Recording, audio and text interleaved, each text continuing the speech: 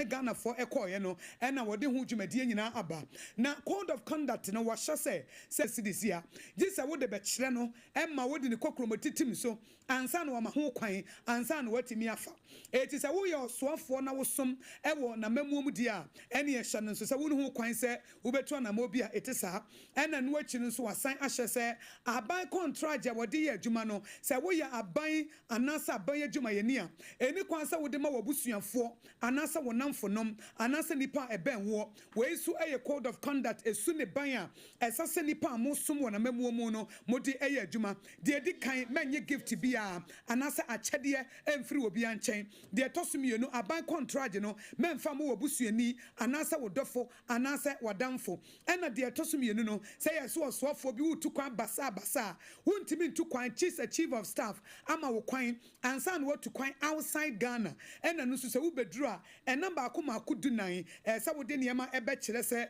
wei ena ma wutu kwan momma yentu fan so okore enkopie Jubilee House na ebra code of conduct omampani His Excellency John Dramani Mahama edenedino seni osi ekano.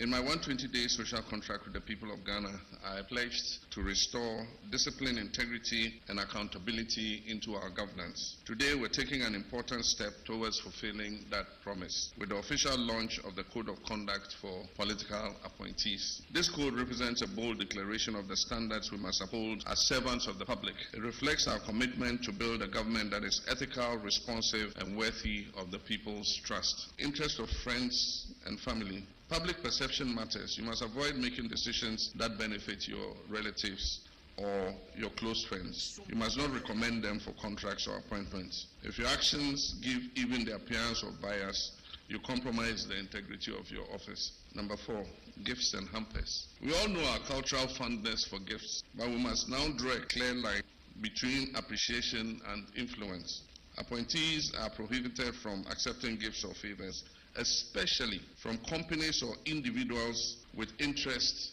in governmental decisions. If a gift is received during an official engagement and its estimated value exceeds 20,000 Ghana cedis, it must be declared. And upon leaving office, the gift must be surrendered unless expressly permitted to retain it by the President. As for hampers and gift items, no government funds, including internally generated funds, are to be used to purchase or distribute hampers. The only exception is modest gifts to staff as a reward for excellence or retirement. For government entities that must distribute hampers or gifts as part of their corporate commercial policy, express permission for the budgeted expenditure must be received from the Office of the Chief of Staff.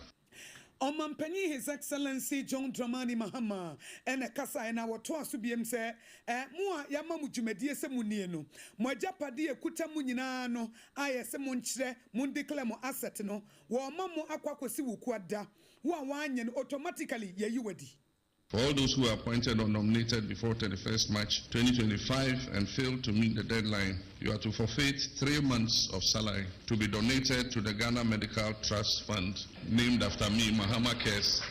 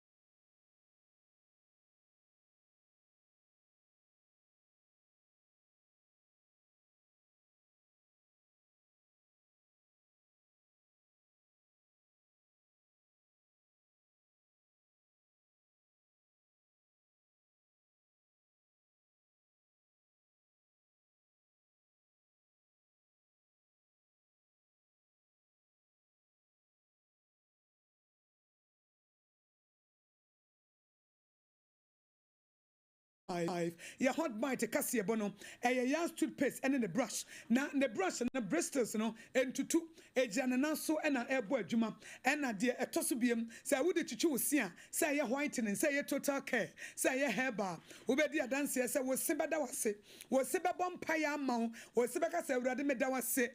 wo de mi go David anum wo de mi gu Akosua anum wo mo de ya toothpaste and the brush na chichie eti no mo sia fei ni nyina Leicester Ghana and Agya special local foods. Agya special local foods. Local and continental dishes. Enya some ketwa. Na yankwa humano so na minkodin komobi na meba. Na yatwa so mekwa humano so. Na mene National Democratic Congress NDC amonye kuono. Opanyina wakasa Emma Youth Development. Dr. Same Aye. Na mene no achichim komo ediafa. Code of conduct. Ene mampenyi adenadie no. Dog, memwajo eba hot bite kasiebo. Ewa Sompa 106.5. Hello, dog. Sompa FM. Memo akwabo. Na dog dog ahoma no ye hwese benya no na ye ne no akasa. Ye ne Dr. Sami Aye. Ena ebechichi nkomo oye NDC spokesperson on youth development mebunu wo mpumtuo ene wo mo enkankono wono ena ehwese betimi abamu na yaje na dwenkyere ediafa omampani his excellency John Dramani Mahama ene code of conduct awodi atoja ediama government appointees anase abaye dwumayefo se wo mfanye adwuma yenya Dr. Sami Aye dog memoajo eba hot bite kasiebo so Sompa 106.5 Mejo so many about Akosua. Yo, yada sipi. Dog wada uruma ene Jubilee House na agroni poso. Mampani 120 days social contracts na abawiye ye. Ghana for her anymore wa pusu ne ho. Was government appointees. Obi biare ni hwa. Esasa waje gift the edikan. Sa gift no bro 20,000 Ghana cedis. Just one no epene so ansam. The atosumi no uni ho kwan say wutu kwan chi say chief of staff ama kwan say be a private ye wan say wo there be ena wukwada say won declare wo asset any liability nso a ene na automatically ye wadi waketu abosumi miensa ye mfama enkrofo say president nani abre pa o wo hu ne say That's a pa na you made a bit chia on the TF nyina but what me kan yi meti on kapadok em say when me be adwen say December 7 aba Ghana for 2 year Ghana for 2 something to abama NDC aban for President John Dramani Mahama no mo gidi pa say in the last 8 years nema bi antwa yi na kata sese ne proye adokro Ghana na ye mampanyimfo a president appointee omo no na obuo ne die enhye ni o mafa ema Ghana for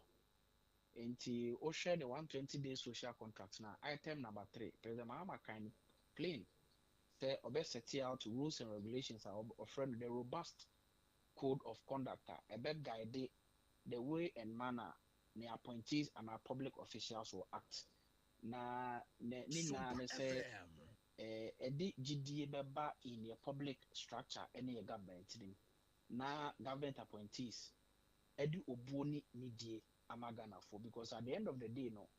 Ghana for na to something to abamaye say Ghana for ni wa abani ni wa government appointees so nyebe edi ho enti wa share we say enema p in the public sector emwaye na hamper the process of transparency and accountability. It's President Mahama can net is the okay no. Say oh ye government official, or ye politically exposed.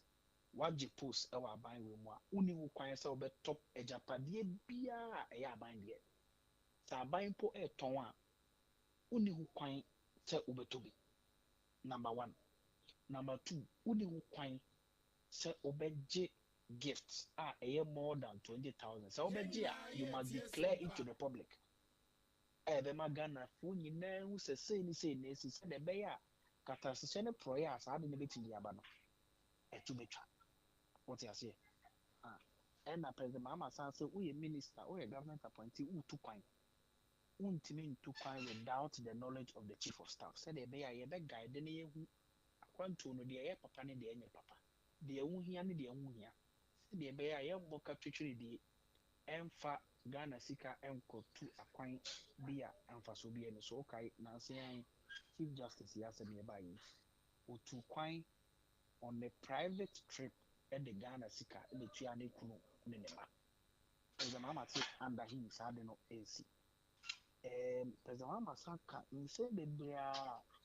ebeboa ama Ghana yebe ende corruption President Mama say uni kwan say we government appointee na aban ne company bi edi nsawoso ewo adwuma kwan mu na wo company no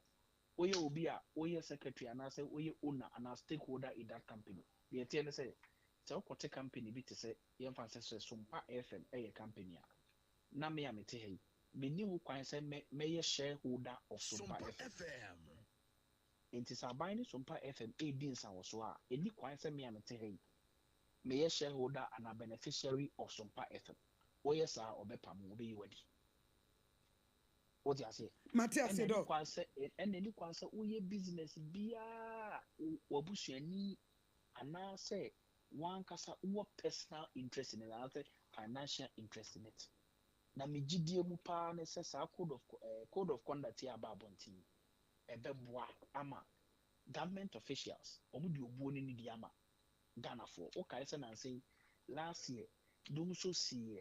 Ghana for could be say education minister say on timetable yeah education minister say omo anko publish on timetable sa de no NC under president John Dramani Mahama enti me no ka say ye ni GSM kese pa because no na Ghana for training say omo beku say aban mu mpanyofo de obu ni ni de be ma omo aban mu mpanyofo de nhyehyɛ pa begu akwama ebe makata se hye no proya den eswate enti na obi sa me a ni GSM once again His Excellency President John Dramani Mahama fulfilling one of the initiatives of Kaya in the 120-day social contract. Dog, a big cassette, ne kadie, enya dio. Na implementation, sani yeno, ena dinti mampani, wakani se Ghana foti mayo de. Na diamo man focus and say, ebra, wa frere, auditor general. Now what in the ban office now or declare ne asset and liability no. Was Sansu Shen appointees say, as I said, first quarter no, now will be a higher nedia. But a month for see a bedroom on a bia na a bianye. 81 shadi wakano, na appointees no ombebuso. Sansa me who say, David, President Mama, or say a 2 actually Bemabo. Bema so see so man sana waham. Already no appointees be on ma omo oka say omo submit omo assets before 31st March no omo ntimi anye I'm not saying we declare a day or two after that or say sa for no omo first 3 months salary omo sanka and omo by ochina omo declare no omo dey apam omo kra and so this is a president who is willing to comply with ono ankasa ne mra wash what you say. Until there is no difficulty with that. Ghana force to be rest assured. So this is a precedent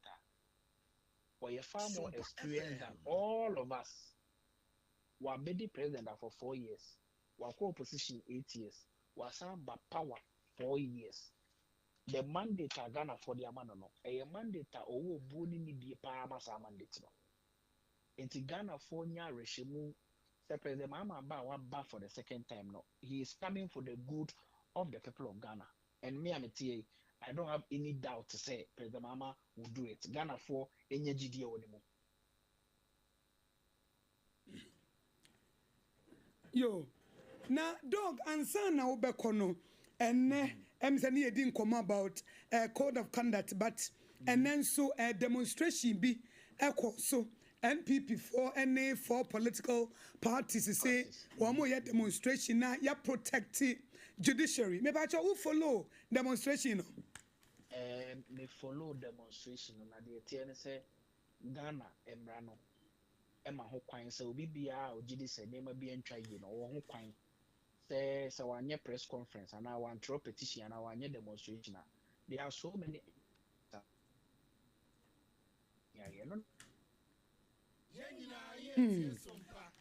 Dog say wo hwe de course no said de wo kan emra no ma ho kwan se obi abetimi ato anamo bi etisa na se wo ye nhwehwemu a ekọ ne se ma we kọ yie. Oh, demonstration there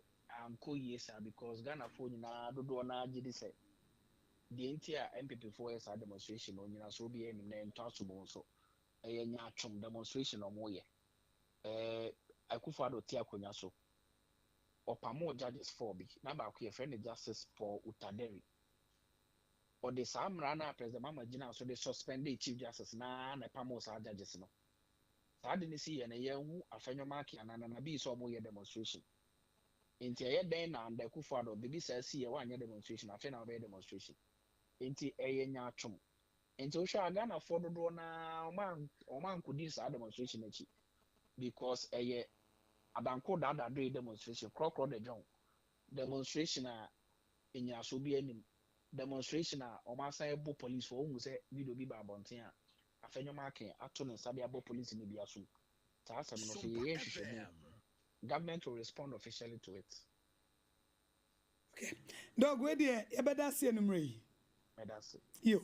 yani Dr. Same Aye wono woye National Democratic Congress NDC spokesperson on youth development and omampani His Excellency John Dramani Mahama code of conduct our danadie ediama government appointees and asa abaya soafo omobesum e wona memum ene ne hihye mu wode atodwa na ne hihye ne se wonim na wokwaje gift anasa chede every obi nchen na enye onu no de kokromotiti so dia ene na wodi bre abo de atosum ye nu oya abaya dwuma ye ni wontimi ntu kwanchi se chief of staff edi ni kokromotin so etim so ene no achi when declare asset by Wednesday ene na no so de asam na atowo ene ye yiwadi kura bosome miensa wo salawi no so wonsa enka ena de twatso biem no wo sese wo ya abaya dwuma ye ni a mento abaya japade abaya sanse aban ehyen aban hyes ahodo eni kwansa wodi hu ehyem we nyina ya na montu amampani His Excellency John Dramani Mahama esi wo tu se de be ya my Ghana ye betimi ahwe na ye sikasam enhyehye ahodo e betimi akosome kan wo se Sompa 106.5 ema aketua pa ena wutie na me kwa homa no so na me ni lawyer William Kusi me ne no achche nkomo lawyer memuajo eba Sompa 106.5 hot bite kasi boso yo that's it lawyer we there mampania na motu a watuo na wode code of conduct abamedi say what ho asem ho ne say me da se tie for so ana amampani so why there or a score points a score political points Adimia no kuro mu say samra na horo that yeah I wasn't abandoned at me enforce and it is on penny emerald no say wa ni close to properties obey you a dear what can you Sompa FM na you also are different they're interesting you say I hear friends saying, Amrano, after taking the constitution, Osha, properties now, I say, Omunis close. I private to say, what let's reply, you need to show, what is your envelope? They are probably the atom. And that can be a Yakoya. And to the extent that that law remains how it is, I'm sure, sir. So obi discuss obi discuss aye ati mamu aye hu hweda idire da make an oti ase lawyer metie opa metie ase e sani emra ne se wo tregu envelope na de apane atare na de asie no se di party the blank envelope kra na be kwa obi ahu o si se da bi se ko si asema ba that's a lawyer say some my idea ye mie so Daddy Nani emfaso wo bu ni say e ba no say ni minister bi anya wo me no bi e be dey because you go cut why go the envelope ko abeto wa why and the emra no some this ano Now you food is also property now by the minister. Properties are in factory journal be within the properties. In general, cut away the what natural. I come up with a bois. You need to be a bois our bank account. So it's and that's what and Yama and the accountant and they are darking, maybe a ship. That is how the law should be, but as it is already, yes, that is not how I had that point, but the one question. All from will be ada. I don't know be a farmer, will be a farmer coming over you. Na lawyer enti emre says as an officer yes declare asset and liability na so de sha envelope mu na se wo ho ama asem bia ye mie so da kopim se bi kra be free government mu I'm running here. I'll tell you something. Wouldn't say Mramo, or so they took steps to ensure said they will not be exposed. And you know, they are doing political, not taking this time. Now disclose you full disclosure to the president and the body and better know. This is what you are doing. Otherwise, it's going to be a willful exercise. Or back under there, but mobile. Lawyer na baby okay say we a government appointee na say anasa aban adwumayeni aban soafo na wutu kwan a gise chief of staff clear wansa enu hu ni say well if it is a way of checking abuser what does it a way of checking abuses say I may two kwan spend so much money nya so you kwan e be for check there and adwumpa na lawyer say wasteful travels. Me wa say nisika. They go for now why this program buy so nisika. Can pick no go meeting, go mining meeting. When is the government stand here? If these are measures to reduce expenditure, then it's a plus for the president. Lawyer na dia ba ko osan kan biem ni say government appointee bia woni wo kwan se woto aban asase aban car aban shares any asset biara ya aban eno so se wo mra ni mu dada na se we bibi foforo anya bibi foforo na from where is no ma bizu no Achimota Forest, part of the Achimota Forest, it was sold to PNDG members. They did a kwana kotu the danke. Oko airport, Onamoko airport. Say who a part of Achimota Forest. They sold it to NDC members. NDC was by almost to Toby. And they are Juma Omudi. And it's a woman to buy a Juma the area Sampa. Omani buy a Juma to walk into a bad property. I think that should be it. Otherwise, we'll be a normal for grabbing, state grabbing. You're sure the president comes to me. That time. Because it was the norm. That's what they did. I think that you are more appreciated to your mama. And when you said to Sam and Monday, I mean to me, it's a credit to him. Or maybe she was why I'm for so no sort of Nwakakwa.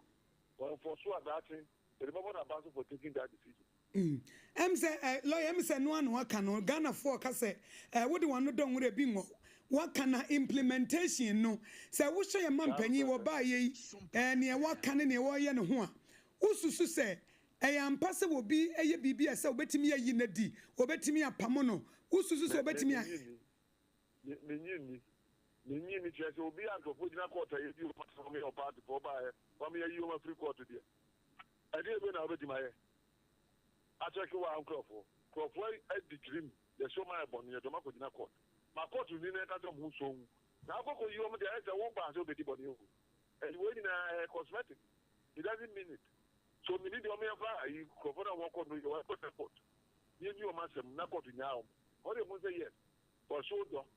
for sure, patriotism. The only idea, a Kasaka, he can't implement anything. And consistently, he has protected his party people. And go for Sakumu P. Go for you, Madina, a first one to the party propaganda. And I don't believe he would implement anything. I come here straight to say Independence Day, Wakati cost. Yet or yeah, but there's some music called presidency. I just back to square zero. It is. Because we are committed to reduce government pension.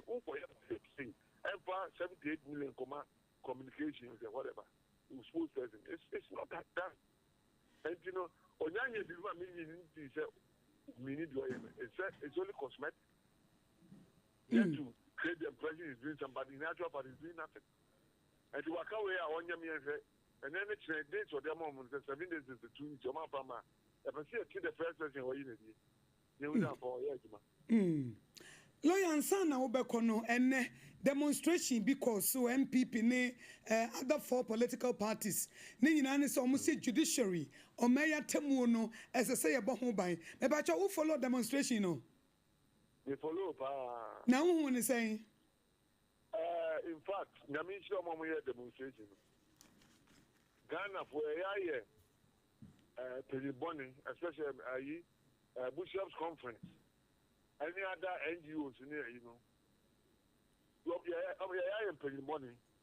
The reason is very simple.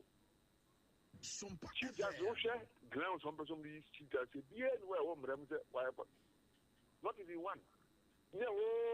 Council said that say with these facts, you're going to investigate. It's a sad story to hear. Because that's not your mama Abba no I can't say all about Chief Justice. Then the party chairman and they only came to implement what they promised the people. But as a bad, the judiciary teachers said, we are finished as a country. And they are the people who want to protect our democracy. Because the amount to me not also be to your power. As soon as you this is 79, this is 81, this is Burkina Faso. We should not think that we are different. And your mom president Kokono. I'm not Ghana for. I'm not Ghana. And your mom here you do. Chief Justice will go here. Go there. Uncle for example. Mami Charlotte say. Your mama need me about a chica. State council, I don't know any number of so or any matu coin. I don't hear Pamono. And some of these things, we are simply between the people 11 2 coin. And it's laughable the kind of things that or could as much at the NDC. Uko, Chelsea, a real legend of Constance, we are not in our house. Maybe I don't know where we are for results. I mean, what are they? Your day yesterday. And these are some of the things. Agya Appiah Apam support on your bonia, putting for a presidency and that is what they are protesting about. What to move my number judiciary. Don't you why you know? Look at this early stage in government. In the changing the chief justice, you nominate 7 people to go to the Supreme Court at the same time. And I want to tell you chief justice. What is the emergency? And the amount of power, the amount of discretion about charging anyhow. That's the only good thing that you are not patriotic. And the moment demonstration, we support Trump. As much as procedure, the president might be doing what is right, you know. The evidence available shows or Aboagye Appiah, not the person who chief justice, you know. And it should be resisted. Sompa FM. Lawyer, that's the number.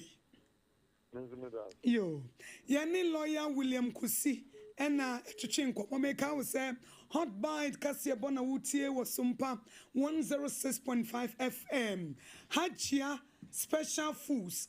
local food to the papa, Woboya Chidom, Leicester Ghana Limited, at the Yas toothpaste and in the brush. Abba, Yamuso Yaba, Yadiaka Ebetuaso.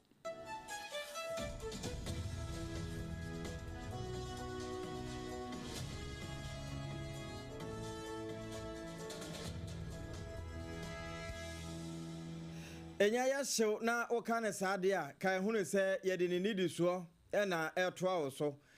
CJ suspension ho demonstration na Akosua yi panin bi di na no atom chese emra na mampani John Dramani Mahama wo nam so sada na aban no de atodwa se suapon bi no mo ho a abandada no penso wasasa wo no mudin na obesa so atu ne din foforo de wo hene ne de wo hene a Anyumre yede no nso etoa wo so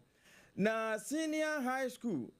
wɔnom nnuane sɛdeɛ ɛbɛyɛ na ɛbɛtumi ayɛ yie na wɔn bɛdi nutritious food no kyaasefoɔ ne soafoɔ hwɛ nwomasua soɔ wɔnom adi ahyia na nkɔmmɔ bɛn ɛna wɔnom ɛbɔɔyɛ ɛno akyi sɛ ɛbɛyɛ na wɔman yi ɛba yama mmara na yɛde yɛ adwuma ɛna afei yɛ democracy no ɛbɛyɛ adwuma yie no British High Commissioner wakɔ akɔsra gender minister na nkɔmmɔ bi akɔ so ɛde nkɔmmɔ ɛne afoforɔ ɛka ho ɛna anwummere yi yɛde to a so sɛ hot bite no nsia bere mu kaseɛbɔ ya efirifidua mu ha Sompa 106.5 FM Accra ɛnam Sompa 93.1 Kumasi Santemantam mu na ayiko 100.9 Asantemantam mu hɔ a wɔsan so ama yɛyiko afi Sompa 101.1 FM ɛno takwa nkrabata no a wɔnom a wɔtakora de nyina ɛfa Sompa 103.3 ɛdɔma ahenkura yɛ Sompa 101.3 na afi 106.1 Bono East ahenkuru tachimai wɔnom afa wɔfa ne saa ɛto saa petensa topaye ebiaduru nkransa Sompa 90.7 afi 98.9 ɛbora ahenkuru sunwaye www.sompaonline.com nsɛm nyinaa gu hɔ Facebook na abɛkɔ yɛ Sompa 106.5 FM Accra afi Sompa FM Live ɛhɔ nso yɛtua YouTube yɛ Sompa FM Live decoder no so babia FM stations akentra wɔno no wonko na Sompa FM 106.5 yɛnso yɛtua hɔ a obenya bi na watie na agya watie ni yie anwumere edin nsesai triple A man Agya Appiah Apam Dadaaii mene mewuman afi ensem no yen tim na yenyi yimu aba ahodo e wo mu nyina na nka fekɔ ya edi aso nyina etie mede o hyase afiri ene wo ye kyerɛ kase a wo sono kokroko amanyoku ene amanyoku ahodo bi e ka ho wono mokɔyo ya awiabre mu mame feduka wo boy amane ese posisa dom no kora no wo mo ya adoso asene demonstrators no eno na Yero Standagbe wono na wokɔ mampani His Excellency John Dramani Mahama na Bobo Anwa woyɛ Deputy Chief of Staff pani di atudwa kyɛ sɛ ebinom kasa sɛ mampani kama yɛ sɛ rule of law emra yɛ di bu ɔman no na wato atwene baabi afei yama mmra ne nkyama na ɛyɛ boson kɛsɛ kotoso no wɔmfa ni die ma no ɛno nti atemu adwuma no wɔde wɔn mani etwitwiri fam ɛka ho bi paa na wɔtwe maame Araba Esiaba Getri Tokono asensen se Chief Justice Aboni Powerful din se wo mehwe akiri ena pani ka se obi bi obeka sa ne yense ne hu na pani no 1992 constitution no de won kwanya na akikura na sade mmra no eka pepepe ena wo yoye nti obi ka se wo yi mmra na ato nkyɛn ena ode na adwene ne na manyoko nhyehyɛ ena ebu a nokore bi anim. If it were the case like this over the past 8 years, I'm sure that the retaliatory politics that we talk about wouldn't have been the case. You referencing retaliatory politics is an admission that the 8 years of President Akosua and were not the best in this country. You can be assured, however, that President Mahama, as every Ghanaian knows, not that politician. President Mahama does not believe in retaliatory politics. He's described as, too much of a father for all kind of president. Everybody knows that. Whatever actions that are being taken now, whatever decisions that are being taken now, as everybody knows, is in line with the provisions of our 1992 Constitution. Indeed, before President Akosua left the presidency, he himself started a certain process where issues were brought to him about the chief justice and he fed them to the transitional state. And that is what President Mahama has done. It is not about retaliating on something that was done by the previous administration against President Mahama. Yero Standagbe na wote se wo kasa no na Deputy Chief of Staff Edema Mampene John Dramani Mahama na wono nso de ne de atoso no na yedaso a ewa abamu na Mampene John Dramani Mahama egusu a wo hyehye emere bi na eno na akomrahye badwafie na fe wono mo nso a wokon eboama wo manmra etimi gina yie no wonom egitum na fe ebeye mra pe na Supreme Court nso stamp atimo so eno sa no ebema suapon ahodo bi a wonom sesa ne din wa abandada na penso no edina san so woroma dane e de akoba bia e wo se na ekokoda na so afo hwe ngumasua so e na asemi obo ho amane na ne nyina no bra na governing council edema CK Tadam University of Technology and Applied Science enkran ha bra wo mo pa cancer ho ntoma wonom so akofuna mu asuan no e no obo sa asem no so e de kire se saa suku yi anasuapon yi edin no se de na ede kane wo mbesa adana manakọ afoforo bi nso eka ho na enwuma eda etine wura no yewura Haruna Idrisu ene wo bie so e kire suapon kora ne din asesa ansantia emra no ba wo mbesa asesa no. Names of some public universities were changed and renamed during the tenure of President. There is a policy shift. There will be changes in the names of the universities that were done. It is not to fail to recognize the contribution of any individual or their standing or undermine the legacy of any statesman or diminish their contributions to our national effort. For instance, Dr. Abdullahi Salafo Technical University will revert back to the Tamale Technical University. We will do that. I introduce a bill in Parliament that will seek to rename some of the public universities in Ghana, including the Dr. Abdullahi Salafo Technical University, back to Tamale Technical University. Simon Dombo University will be renamed. CK Tadam University of Technology and Applied Sciences will be renamed. And Dr. Ephraim Amu Technical University will be renamed back to Ho University. I'm still engaging with traditional authorities, engaging with members in academia and alumni association, students and civil society to make that determination. Yewura Haruna Idrisu ena ekere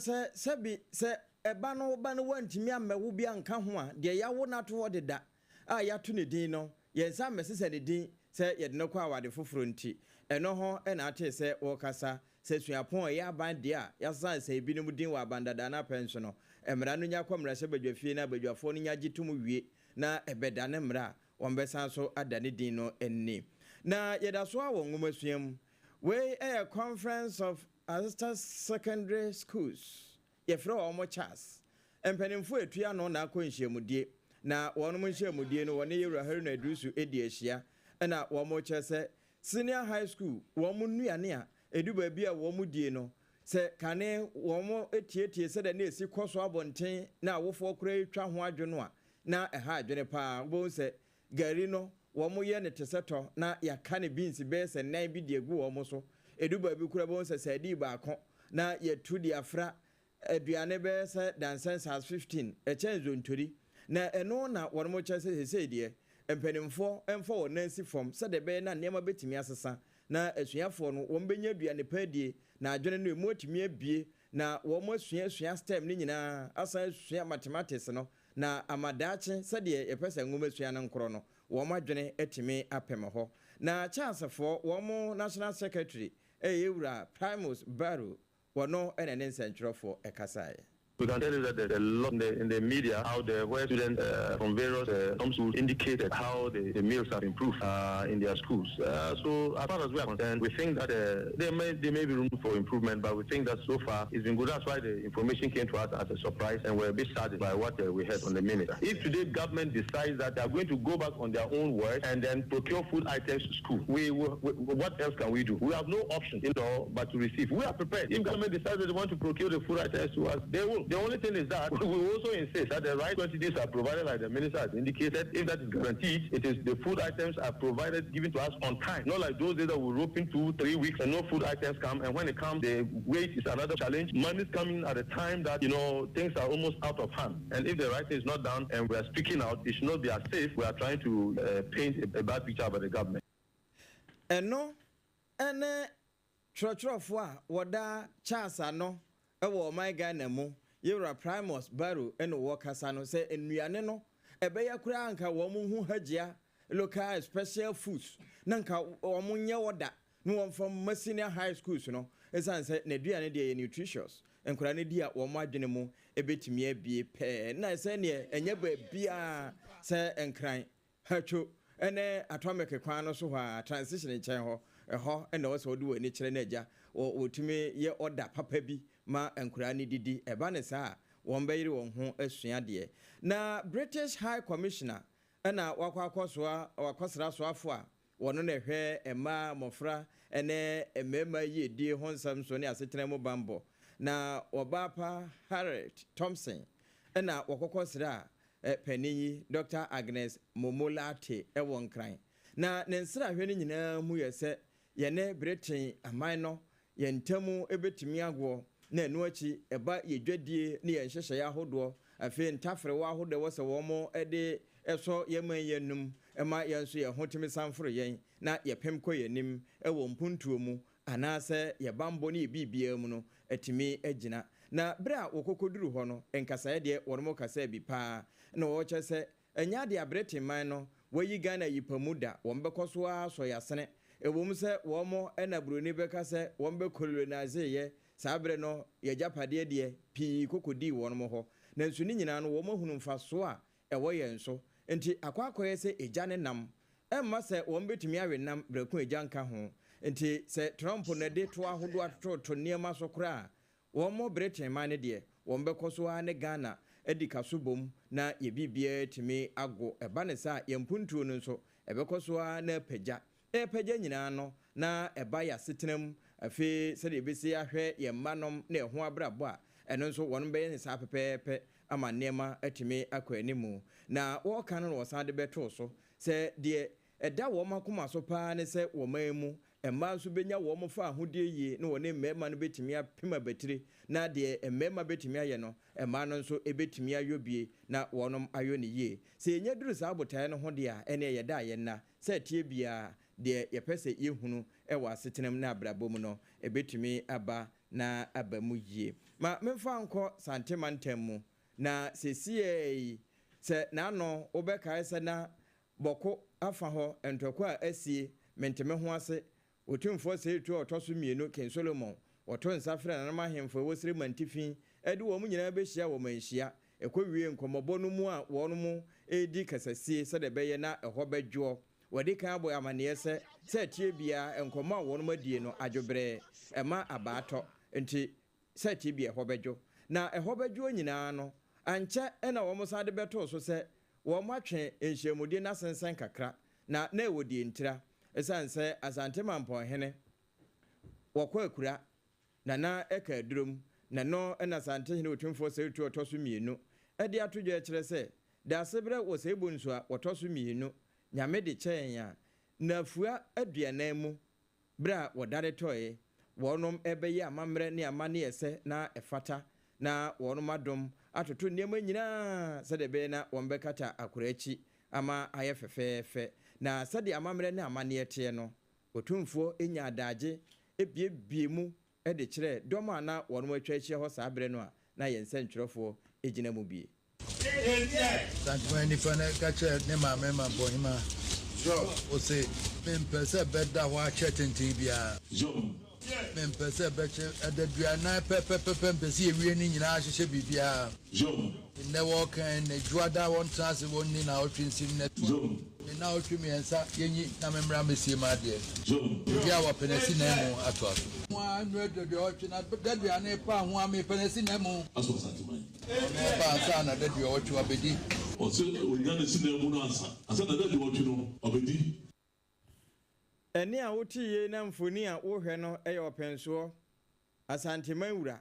otumfoɔ sɛ etu ɔtɔ so mmienu wɔhene ɛna kasa yɛyi afei ma memfa nwuram ɛwɔ apɔmuden mu na wohwɛ krataa ekura me a wei PMB ministries hɔ a nkran ɛna firi digital address yi wɔn abɔ de apem so ɛna Ghana Health Service wɔn logo no nso ɛbɔ so ɛkyɛ sɛ headquarters ɛna efiri na krataa no wɔ se yɛmfa afidie so ma mansan nyinaa nte titiri ne wɔnom a ɛwɔ apɔmuden aso ɛyɛ ahodoɔ no wɔnom hunu mpanimfo a wɔn ne wɔn edi dwuma sɛ wɔn program managers ne emu directors nom ne abadiakyire na wabodin sɛ Dr. Kwame Amponsa wɔnom a ɛwɔ akyea no ɛka ne din ho wɔnom a ɛwɔ mpɔtam hɔ nyinaa no wɔnom hwɛ ne mu sɛ wɔne deputy director DCP and PhD Kuraka home our Ghana Health Service headquarters ho and the Deputy Director DCP and Program Manager EPI unya boss say ya apomodin hwemufo wo mo ahunu nipa ko na adwumakora wo ba beyo afi Dr. Hilarious AK Abiwu wono nso wono mabonidin say deputy director PH no nso atifi mantemo wono na ekwa akohwe afa ho Dr. Emmanuel AA Chevu wono deputy director Asante mantemo Dr. Mrs. Salom Kutuate wono na wokoye kwankyerefo ewo lama ho eno Greater Accra haya afi Dr. Ziem Bernard we deputy director ahafomantem na womode ne kwa kotua Dr. Wallace Odiko Olenu wono deputy chief dental officer wono me hwese no enti wono nso national headquarters ho no wokoye adwuma Dr. Ebenezer Oduro Mensa medical superintendent womo edenet na enkramantem ha afi Dr. Andrew Anyim deputy director policy planning headquarters na woye adwuma na wono nso na woye say wokoye deputy director ewo afomantem Dr. Kezia Mam wo programs manager wono anso koye deputy director ewo Asante Mantem Dr. Stephen Eisiado wo programs manager NACP wono mahunu wo koye deputy director ewo Atifi Mantem Dr. Yawadi Sipoku wo programs manager NTP wono headquarters enkran na woye adwuma no Dr. Efua Kome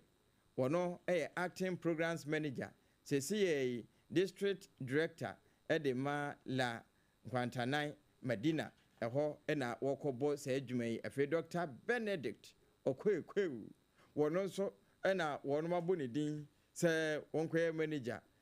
programs medical superintendent ankafo afa ho enti eho nsem eno no na wotworo kratai no wo chese efiri ne edi kure no wono monkonkobo adwuma ne se de kane no wo mo no a na emomo nsanhye mu kena emma enye krabehwe na oman Ghana yapomuden emfa ne tampa mfira na fe amanfoforo so nsuntutumirika emagya yarehe ewo yempotemu ha sense yebefa ye bag ne yakọ obi ma so akwakohwe ye ho Professor Samuel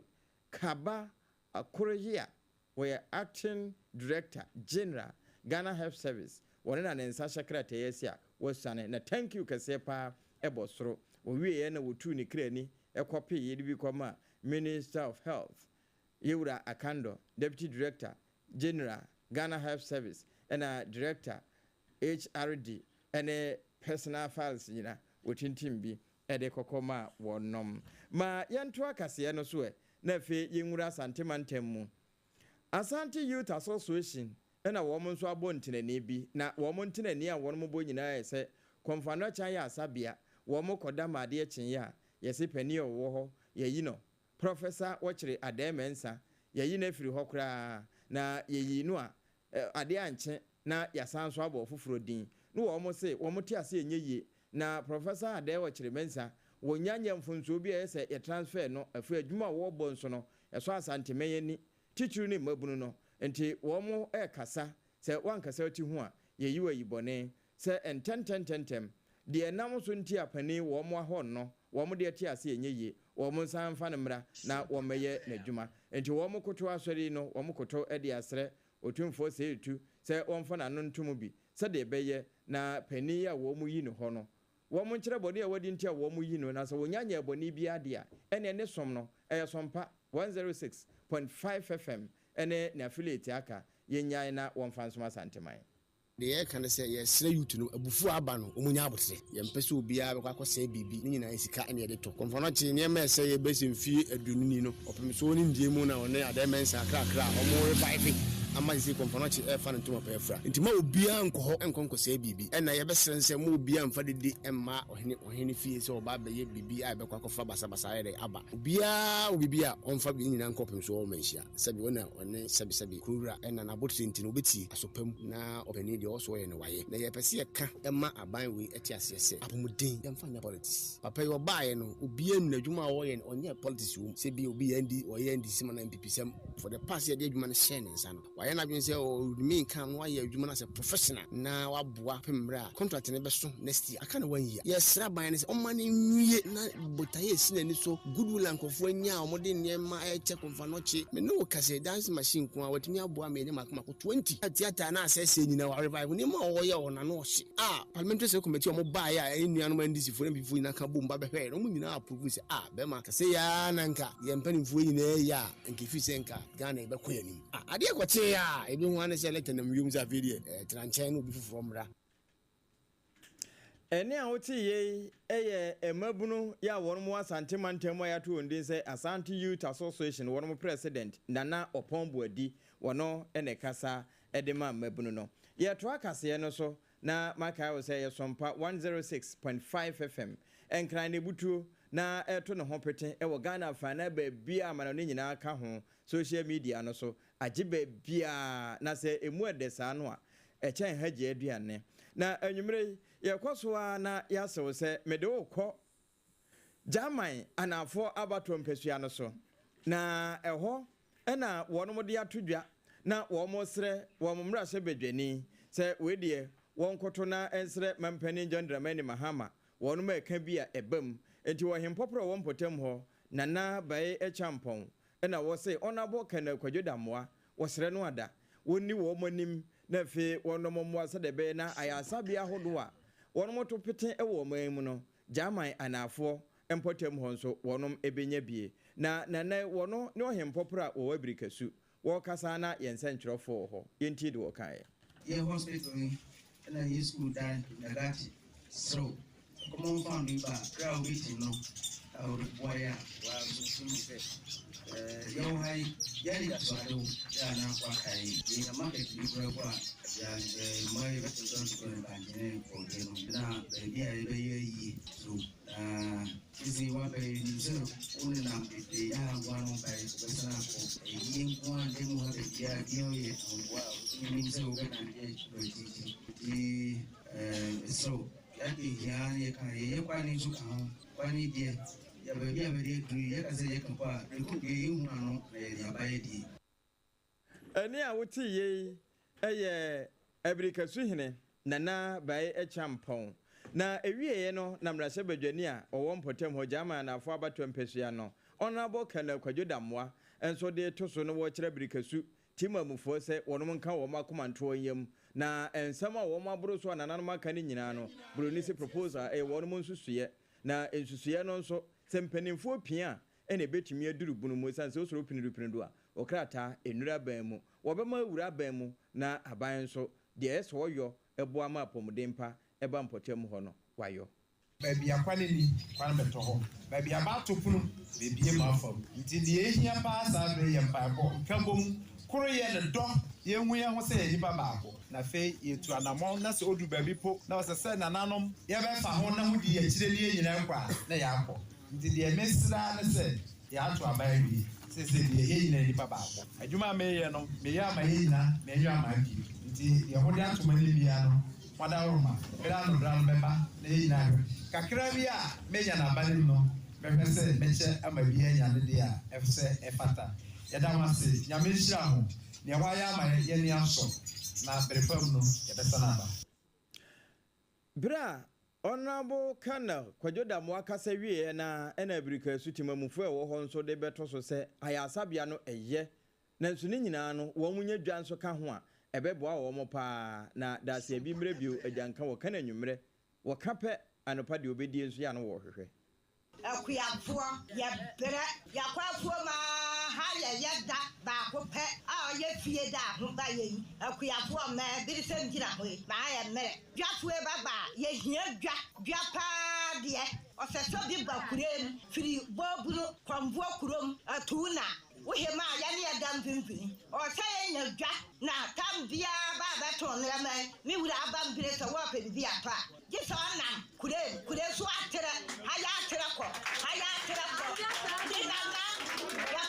Yasa utika ma unwe kra na ba bia wo ko wu so oni bi utika na ofiri sunyane na ofiri ayi na ofa kwani so a no kure ne nyame anim ana ya nimguase mai ni ya so ne onabo ya kwani dia ya sre ho a omamo ntre na ho nyoso mai ya papa ne nzem ni se yɛsra na yɛsoro wɔ deɛ yɛnyina yɛgu wɔ yɛnom yɛtipa ne te sɛ yɛnom deɛ yɛbɛbɔ mmere wɔpɔ ne yɛni nsan sɛ ka kye osisa no nti wobɛfiri mvuom bɛba a wobɛsane aba ha yɛ ansa na woanya nzuo deɛ ɔyɛ asɛm de soro wɔ pipe no deɛ ɔnabo ne ɔyɛ anwie a awurade to ne nsa frɛ no yɛpanatwɛ bebree ɔmmoaeɛ na ɔnyɛ bi hɔ ma yɛ ɛne a wote yei ɛyɛ timamufoɔ a wɔnom wɔ abirikasu ɛna wɔn nso de wakɔsɛm ɛto honorable Kwajoda mo anim sɛ wɔma enura ban mu mede wura bambom post sadom a wɔnom wɔ Eastern North Regional Police Command no wɔnom de service with integrity na yɛ adwuma ama wɔn akɔsɔ nipa bi pa akyi a ozu sɛ wɔnom yɛ akorɔmfoɔ a wɔn korɔ no a wɔnom bɔ no ɛka korɔ no ɛna wɔn ɛbɔ nti saa pɛman yɛ wɔ nkran pompone mantam ha wɔnom kɔkɔsɔ ebinom pa akyi a na wɔn afa Hyundai Santa Fe bi wɔnom awia na kai sɛde wɔn mu sikyerɛ no wɔnom kɔkɔfa no wɔ kontuense satellite afa hɔ ɛna bɔsome ofoso ne de ɛtɔ so adonu nan esi wɔhyin bi a wɔn horo ya biebie na apono na wɔbɛsɛ deɛ wɔno wɔhoro kai no atwitwi bonnet so atwitwi seat ne nyinaa ho abiebie mu sɛ mfanama mfam no ɛna ɛne po a wɔn kokotu ɛde kɔe na wɔn mu tuiɛ no ɛnyɛ sɛ wɔn de kɔɔkwa ewie nso koraa wɔn san kɔkɔtɔn kaa no ɛde ban Dennis Debra yɛfrɛ ne sɛ kapan na wɔn kɔtɔn yɛ sɛ wɔhwɛ kai yɛ ne boɔ ɛbɛyɛ deɛ wɔ hɔ wɔn sɛ wɔn de gye 15,000 Ghana cedis ɛna wɔn nua no wɔtua 2,000 nti wɔtua yɛ ne sɛ no wɔn nye sɛ ntoaseɛ deɛ aka no wɔde bɛba abɛsɔ so ɛno ɛna huhuhuhu na paniampa ne nua ne ampa polisifoɔ nso bere a ecology compare ma wɔnom no wɔn ɛpempem yaa ɛna wɔnom kɔkɔnya ebi ɛsɔ nipa akyi ɛwɔ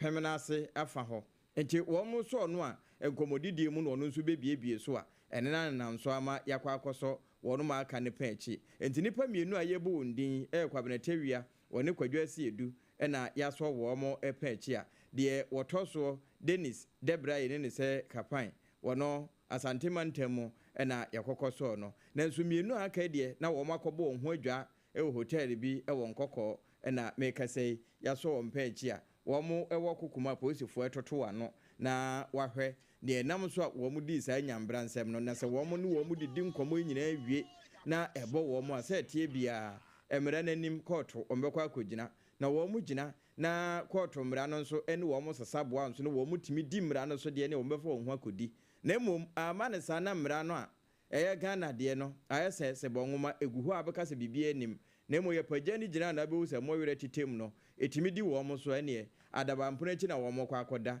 akɔ minimini ne nsini na wɔn adi dɔkoro nsini wɔfiri mu a wɔde bɛyɛ asuadeɛ ma mento a so na memfa nwura bono East Mantanum na henkuro na yɛtɛkyi ma ɛhɔ na Sompa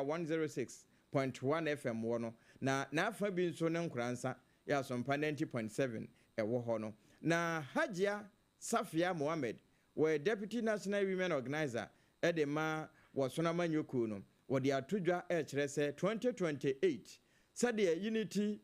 tɔ na wɔn mɔkɔ yɛ ebinom ka wɔn bo so asɛm deɛ ha wɔn bi a wɔn yi ɛde apie ama wɔn awi akeka bom na nkunimudie ayɛ wɔn deɛ 2028 na ebenya aba so na mmom ɛntimi mma so brɛko mbɛgya mɛɛma no nko a ɛnte sɛ mɛɛma no deɛ wɔn bɛto wɔn ho ayɛ mpia wɔne bɛba ho so na asan agye egu na ɛbɛyɛ yi a gye mmaa no bɛm ne sɛ ho nti wɔkoto srɛ sɛ mmaa no nyinaa nka wɔn ho mmom na wɔn ɛntaa mɛɛma n'akyi na sɛ bɛɛma ɛyɛ sɛ wɔbɛpo te sɛ wɔkraman po a mmaa no a ɛna de wɔn hankɔfo bɛtumi agu wɔn nsa mo wɔn ayɛ kom na wɔn adeda wɔn na ɛno akyi wɔtumi aka nsɛm a ɛbɛtɔ Ghanafoɔ asom na ɛbɛtumi adi adanse akyerɛ di nti a ɛwɔ sɛ yɛsan kɔkɔfa wɔsono ba Agya Appiah Mohammed kasa no na yɛnsɛ ntwerɛfoɔ kɔɔko yi wɔn abere ne renkyɛn adi sina no na yɛntie deɛ ɔkaeɛ Wohwɛ Ghana your population a ɛma nko a yɛyɛ 51 to 52% of the population. Wei kyerɛ sɛ ɛma yɛtumi tutu yɛ nneɛma yi a 4 years ɛbɛba sisi a ɛnkwa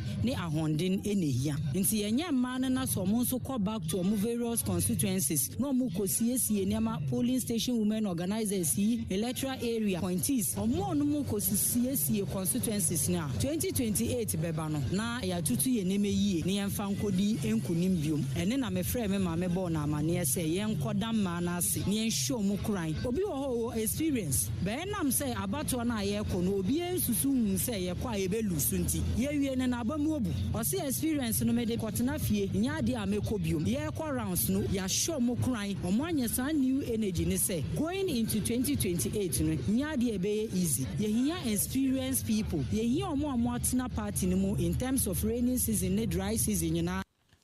eni a woti ye eye emma do mpiafo ede ma wosona manyoko bono east mantemu Agya Mohammed Safia Kennedy ho we no wosono thank you to a wode nam no na ura mantenu mu ha ɛhɔ de ayampia bia nyanko so ewie no wosan de to so no wo che se enema betimi akɔ na wosono ne nkunimudie no betimi abamu dia ene na wono madwempo ya obapa maame kejemfu a se de wosiesi ne bo se abato ebebai wono nso besan so atwe ne tibio na wapema kɔ no na ebehia pa se eba national hɔ no a ɛhɔ nso watwe ne tiwrem.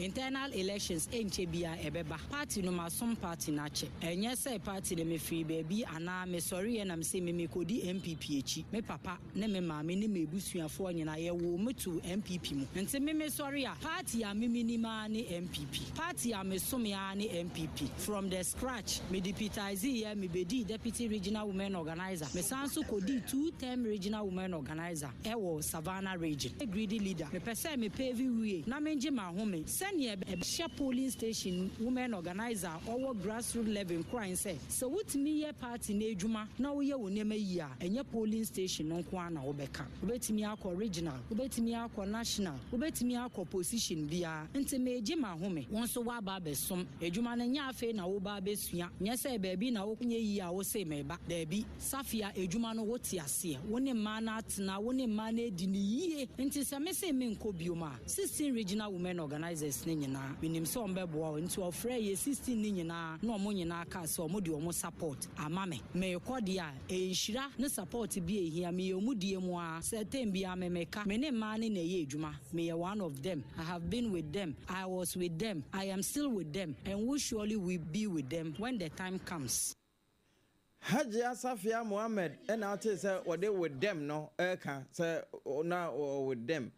still with them now Akosua with them enti sesia ma make jamfu ase nya de obesan so akwa gina emado mpia e wo national no wono twineti na wawuram wonua anwumere ma remfi se enya duru anwumere si a no num mpai mu e de kɔ ne no nsia ko se no nso bebo kase no Leicester Company Limited a wo mo de Yas toothpaste bae and ne toothbrush wo mo ne kuta yemu wo sore a ye atwuse ansa na abeda nso twuse e ba ne sa de broni fra ne germs no eden ni bacteria se bi beba wanum enti an wa hye ne nso se wo hu se wo twuse na moja e ba eno kire se infection wo anumu ho enti broso ye beboa wo ene Yas de no enye de ade twuse a moja e pra mo no bia eno achi no e ma ase achi nam no nya ahoden na esiesie eyiyi fi Bristols no ebeyiyi ne akeka ka ase ase nyina enam a wawie no fo a wanom adedadeda ase nyina no ebeyiyi ede afiri ho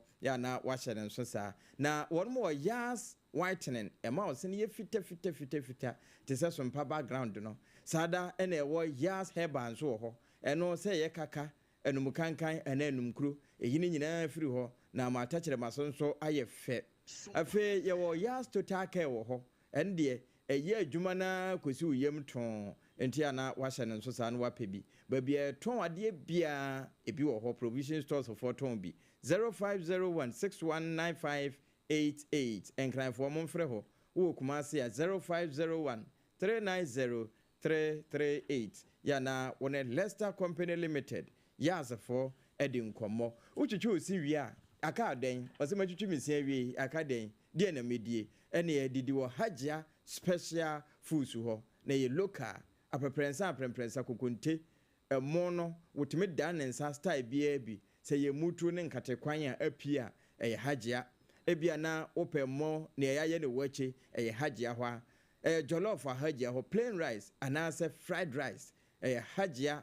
local special foods ne ho ene wo so okodidi banku ene tilapia ene makupai anase ne nkunuma froye ene nkwan ben abekwan ana ebi etoze afi ne green no Agya ho a wono nso de ne nkunuma no nye de etwa ne bia enti hya na nso Agya na wo ye yi ayefro na se ohun se doma ba dwumadie na ase na wo mu didi aduane no ne ye ntungu a Agya na yoye enti ka ho na ye order na transition achi ho na abenya no hacho atomic kwan no so enti eyi aba afre no ahemfotumi didi ho ɛhɔ de mikyiriwe ni hɔ esanse wɔmfo wachiwade ene bɛyɛ aduane no na wɔde enuane yɛ fresh brand new ene yɛ n'aduane wɔmfa nneɛma apropro ene ne asɛsɛi ene nsufin bia na yɛ n'aduane ne de ne bibia yɛ korɔgyen ɛho te enti ɛhɔ na adidi a wɔbɔ ɔwede ma na nwɔtwe anopa na aduane aben ayɛ krado ne yɛ sɛfo na tutu efirim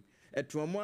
hyehyehye koise no nwɔtwe bɛbɔ ɛde apa mu sabiri dom no hɔ na wɔn asanlai enti dodo na kokɔ ginua no hɔ no wɔn akata so akɔma wɔn mu kununom enti kan ho fa no gye wawade esi hɔ 0246 359921 sana 0594 797 215 Agya nso wato no ho apeten wɔ baabia wa yɛsɛ sompa o hwɛ no wɔ Facebook a Agya Special Foods Locals wɔ hɔ TikTok Agya Local Special Foods Agya nyena Instagram Agya wɔ hɔ wo de social media fa baabia na nya bɔ Agya Apam se enuane no kura asase yi ne ho ba na wayɛ woda baabia wo bia ye delivery nso a ye de beto awo Agya Special Local Foods ye friend aduane pa fie enti for ani kyerɛ hɔ na wonso kopebi se wan tan ne dia na wo kyerɛ wonso no pii a yare ba akon itimi ba so osa se wakyenkyene wo yam na wanya bia entenatena se ebetimi atwa wonso no mu kura woni beba ahoso gye ekotwa wonso no san to aso eba ne sa wo nkwa so ate eno nti hunu adura ye friend se Haxa capsule se ne mixture ye friend no osa tamfo ebetu osa nase eno achi kuro bia woni padua no eyi firi ho wodidi na abofono aduane to oyam a ye oya aduane nyama ya na wonso no mu twa wo edure bejew Haxa capsule se ne mixture ubi salad kikia wobeka ho asema kyerɛw adure Food and Drug Authority agyatum say ye papa obi anom bi na mom woni mfinhia dumienu wafa afuro ana se wo ma akoda anofo a ose wo de ye nkamfo mman ahyeta wo baabia Medina Randy Pharmacy ubenya bi Okanshi Drug Lane enkran no wahwehwe ebi akofo dua Gasbin Pharmacy ebi wo ho Dani Heba Mrum Kumase Ashtown enye na ho Little George wo Community 2 Ekus wa Shamai Kaswa Jokat Pharmacy eno wasa bidro fie ene wonma ATM free Sompa 101.1 waterkwa fra 0240238310 21st Clinic S Sciatica Commandant ampa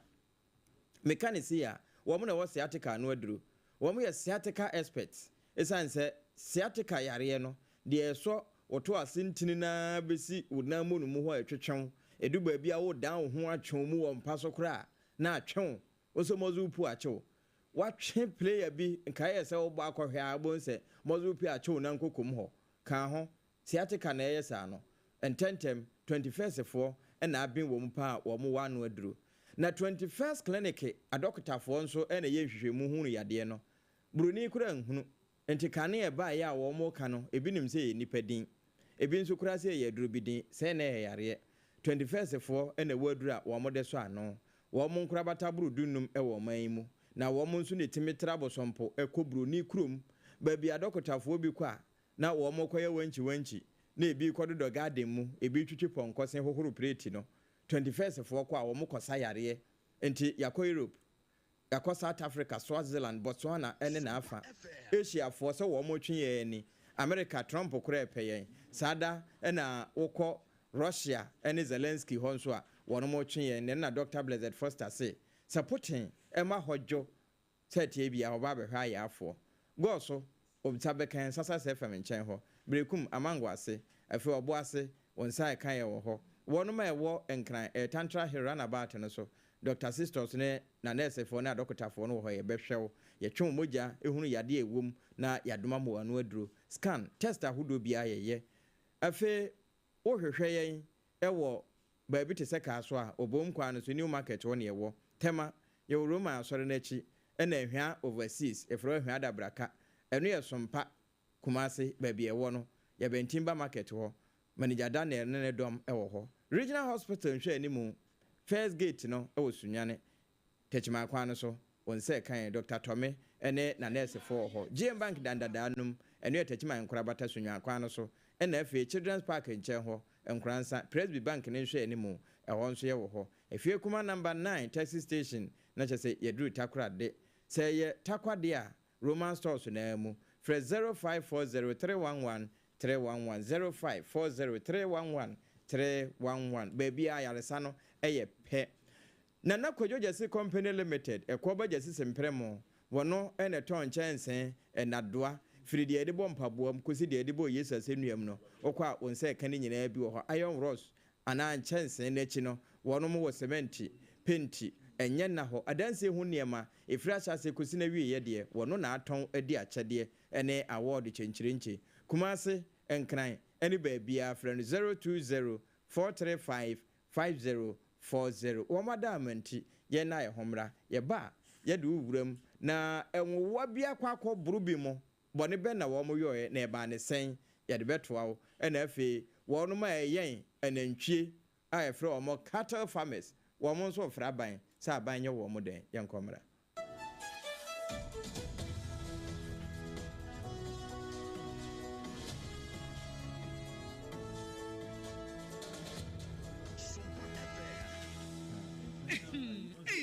Edrano pa international firefighter echichiwusio na so ni se me the yas toothpaste and the brush and the twitwimesima mi nya homka sentina ye bokoi na me die me all time favorite yas herbal toothpaste and the brush aboa me ama sesei menum so a enwunu anasa de ehia me semfimfem me biem na wo hwɛ sɛ me se aye fita sesrecha homa na eti brightens yas whitening toothpaste and the brush and me di hwimese entina wo se afei na yas total care gel toothpaste and the brush ne die ebo wo se ho ban demu ne nyina ema wo num ye sham. Oh yes, and Crotrodo. Yas Herba, Yas Whitening, and the Yas Total Care Gel Toothpaste, and the brush. Abusian Chamfa. So what pedudu to a one crying ha. For Leicester Ghana Limited, and was 050-161-9588.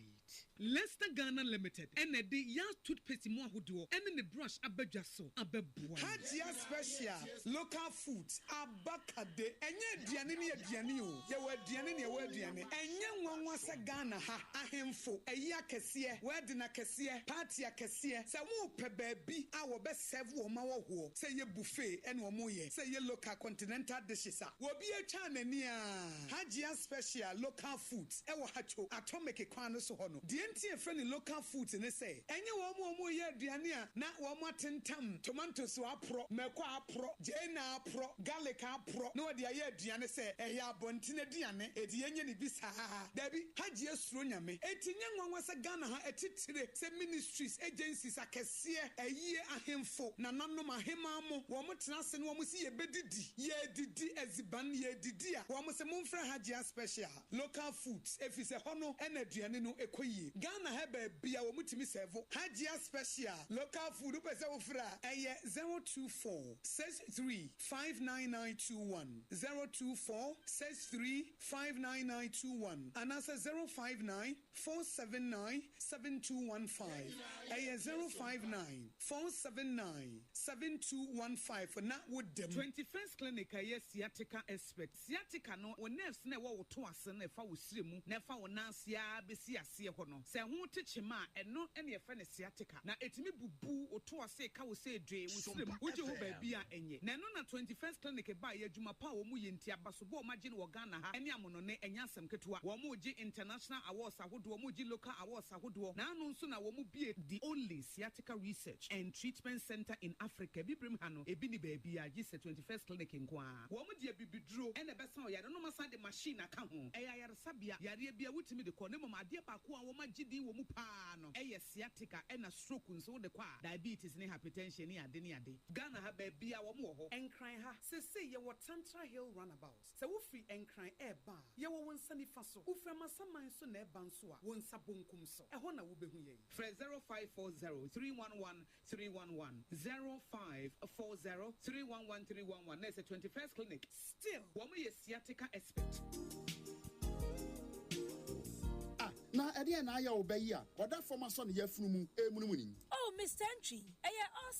also yare ya titi bi ben fie pi nanso ne yemu nyono da. Se me show no ahodo amato a me hunu hwe a ebe ya nwanwa. Menyi ni say what ulcer tamfo Haxa capsules any Haxa mixture yanum bom kotia ulcer no bia ma no anom. Anka ne ho ato no dadaada. Ulcer drodi eno any Haxa capsules any Haxa mixture. Ankom ni nkyeremu. Ulcer yekura eto yefunu ene ensunu mu. Etumi a wo yefunu ekeka wo a wogire wo ho a enyi. Ulcer etumi ema wo ye cheko ebra wadidi awie. So how aye ulcer de a compare Haxa capsules any Haxa mixture nanum bom na ho ebeto. Pedudu etu a ko okanshi drug lane Kumasi Dani Herbal Takradi AA Mensa Anafre 020-3822-855 Apinfo abatanya wama won mofra no fo ene mofra woni mfie dumienu enka ho Haxa capsules ene ne mixture all satan for Agya Appiah nkratoyi yi atom.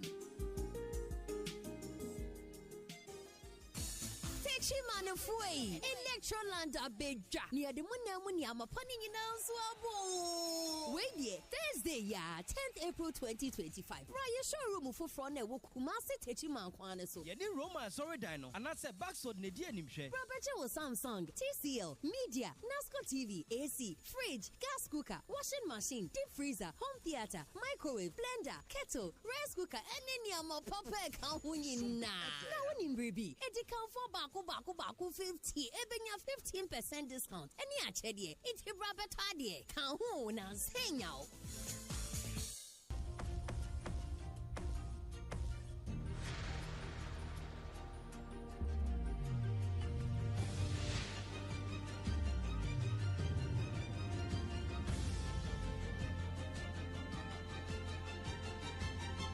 Sompa TV, Emma Aketiapa. And okre Emma Aketiapa Pampa. Se unyam fro wiase nyina pakase na nimu ma Facebook ho a onua fro ho na kasie ye nyina emme emmom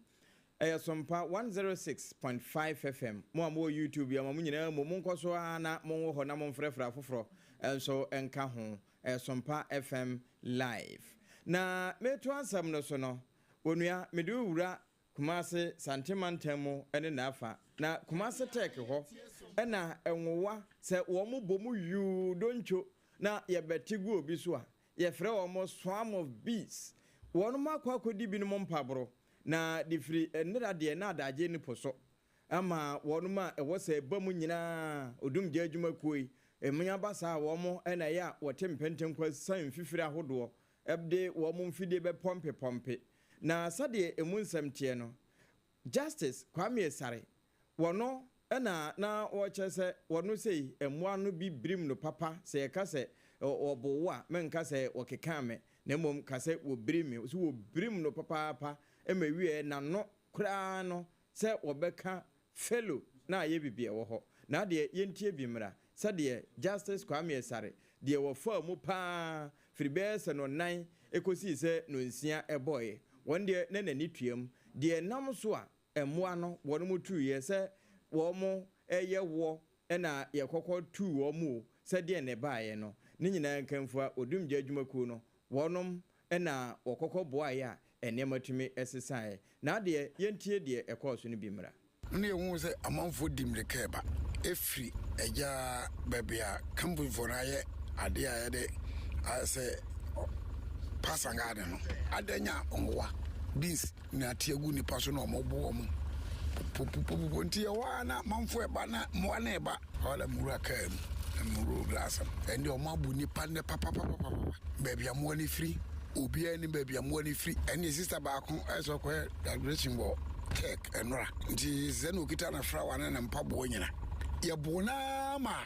ojala mpabo na flower nyina wo station wo oh big board no campus station na wanga ba ko de omobo na mana de okoshe baby ni ye hwe no omuguru so bona lokoshe kopre porting bag black no de kata ne amaso no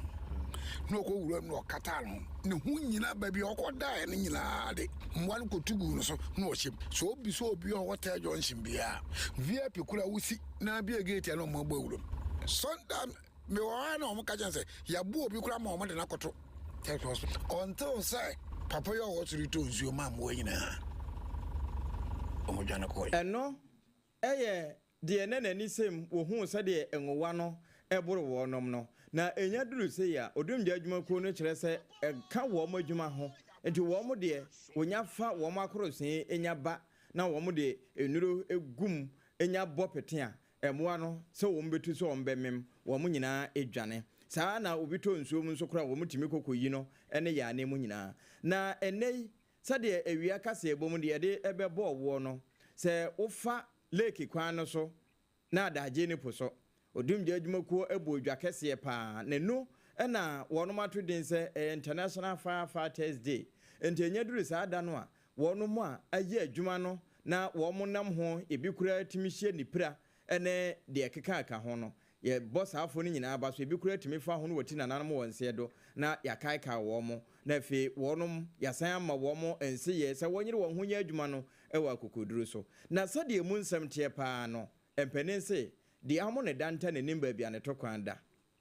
PRO edema odinja adwuma ko no wo my Ghana mu DO2 Desmond Aka make say yewura wa ahoma ne so ye me no na fe ye nkwankwaje nkyerɛkyerɛ edai de ntia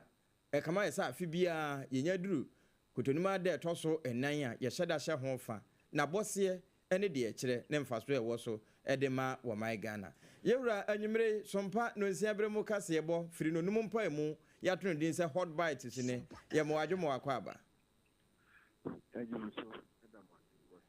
na pepacho odum gya adwuma kuo maboboa no ehobɔkɔ de ya da ba sɛ ya domase ya hanso ye yeguso sompa yewura sɛ ye ka International Firefighters Day a eni odum gya adwuma kuo no ya na kasobom ben ene wo ho na sɛ odi ye kɔ ho school ama ya te ase anwumre sɛ na besi a kyerɛ na fa we dey Dadaaii bi dika na ya ma wotie for the ahefo nyina adwo and International Firefighters Day da we are say nyina fire service brigade wo we are say fa na nyina yidi ho na ye de kai ye duanu mu a wonam adwuma nso na wo fa so na wa hwere won kwa na afa nso nipa nim bi mu a Agya edi wonya ama won so watoa nananom wo nsiedo na wo hwɛ sɛ adwuma di ya ne fare bae no ɛyɛ ade esi 1999 wɔ Australia mem abra na wɔko wura mu hyehyɛ na oguso a wɔko wura mu hyehyɛ no ɛna kɛse jana no yɛ den ya nipa 5 firefighters 5 wɔfa mu ɛhwere wɔn kwa na mu hɔ na omu adwumayɛni baako atonkra eko wiase afa na nyina ase yɛn fa saa da no ɛyɛ 4th May ntuhwɛ mu a esi yɛ nra na agya na ɛyɛ Sunday nti na ɛyɛ weekend no nso no ɛyɛ sɛ ɛnɛ yi ɛna yɛbɛhyɛ fantasy na etwafo na yɛde akae wɔn a wɔnam adwuma yi so ahwɛ wɔn kwa na ɛyɛ wɔn so a agya hyehyɛ nso ɛde wɔn nya nti ɛnɛ yi team and answer titiro and so and say appreciating our heroes, putting an end to firefighters assault and after so fire truck vandalism. Yes, I want to say you to me a wahwa your man can a mama the yina and then with the one about for the body of flow. Now, the union and them. Family, family, but you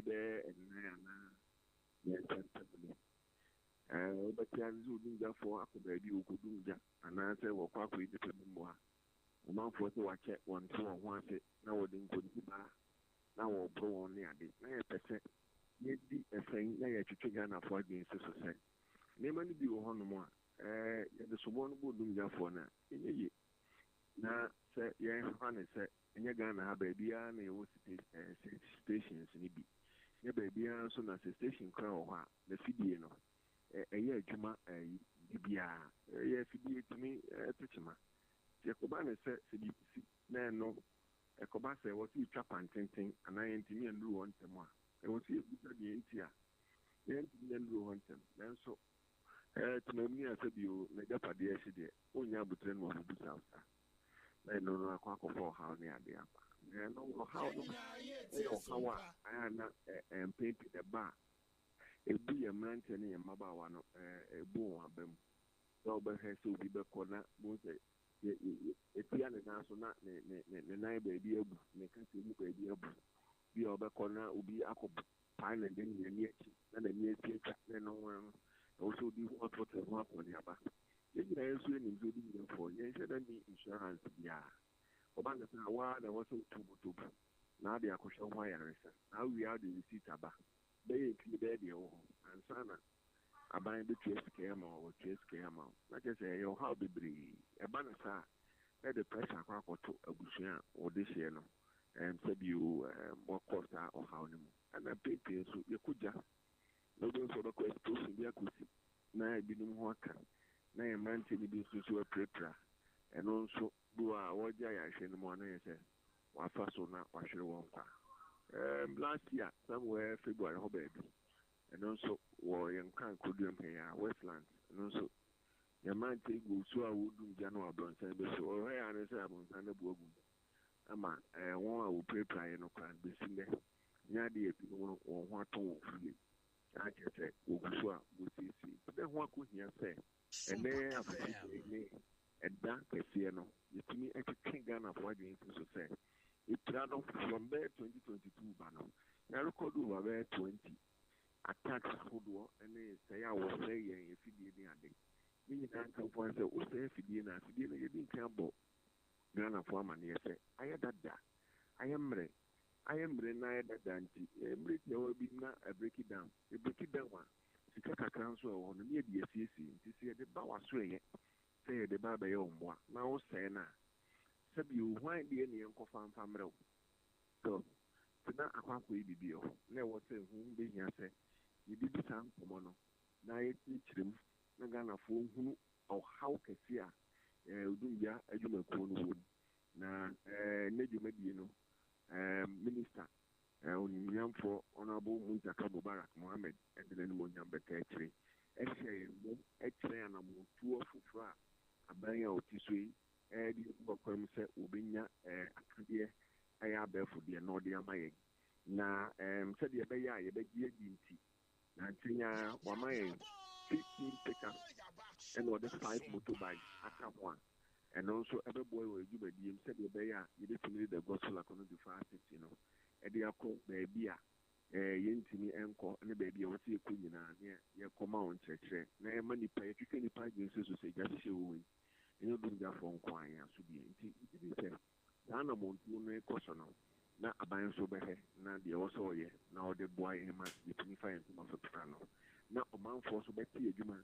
di na ye di no so ase na mbo e fata no wasesa won suban wonya prank calls won kope won a wonim de mfame enkototo homa sebia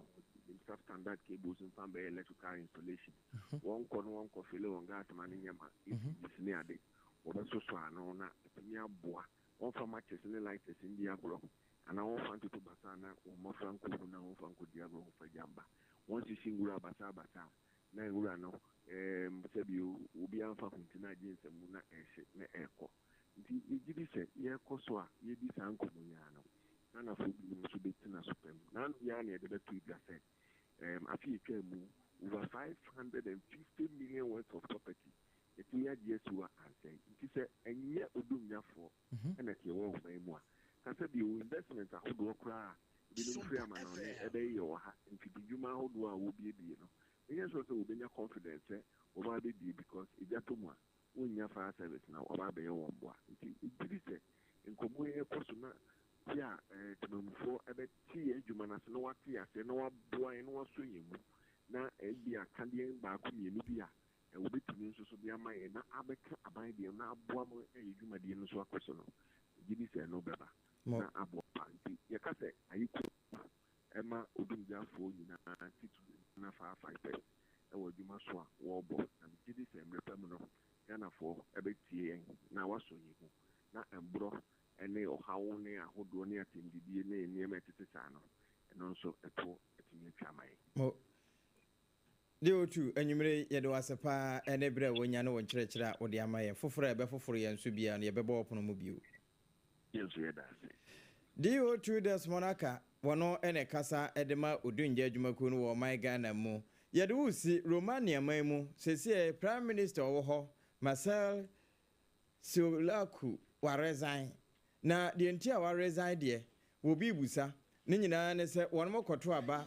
na anu ya ma enora emuaye ne ba abonten no na George Simon wa hura di kan kura ne so enya de aba na yese wonya edewene no wonya oham nchemu adia na ekire ponkono ena ne nsa kai na enam saa so ma sese wo ma san so kura de akwakohye se nyame de kyenya bosumi de to so de dunna nwotwe wono mo san akọ na wakọ akọto no mpire ne so de frɛ ne se run off no na eno nso de wo kwa akohia Libra Buscaret mayor eno ne se Newcastle dan